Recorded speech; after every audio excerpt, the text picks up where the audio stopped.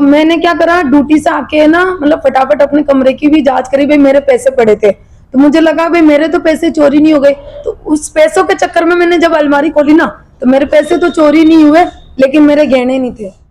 मेरे घर पे मतलब 13 तारीख से पहले हो गई थी चोरी, पर मुझे 14-15 तारीख को पता चला और 20 तारीख को हमने रिपोर्ट कराई थी। तो हमारे मतलब लगभग 1 महीना हो गया रिपोर्ट को, लेकिन पुलिस वाले ने मतलब कोई कार्रवाई नहीं करी हमारी। तो फिर उसके बाद में हम लोगों ने फिर एसपी के ऑफिस हम लोगों ने दूसरी रिपोर्ट दर्ज कराई वहाँ पे। तो उसके बाद में फिर हमें कल वापस बुलाया थाने के अंदर, और फिर वहाँ से जो बड़े साहब है ना, फिर उनके हाथ में चला गया हमारा केस।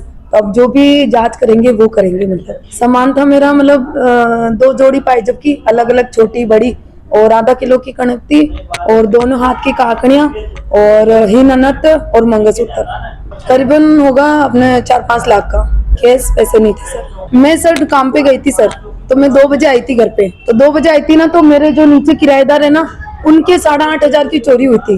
तो वो मुझे पता नहीं था, इनके 8,500 की चोरी हुई थी ना। तो जब मैं 2 बजे काम पे से आई ना, तब इसने मुझे आते ही बोला कि भाभी मेरे 8,500 की चोरी हो गई, तो आप भी अपने मतलब यहाँ पे नीचे 2 जगह चोरी हो गई, तो आप भी अपने कमरे की मतलब। तो इसने बोला मुझे ध्यान रखना। तो मैंने क्या करा, ड्यूटी से आके ना मतलब फटाफट अपने कमरे की भी जांच करी, भाई मेरे पैसे पड़े थे तो मुझे लगा भाई मेरे तो पैसे चोरी नहीं हो गए।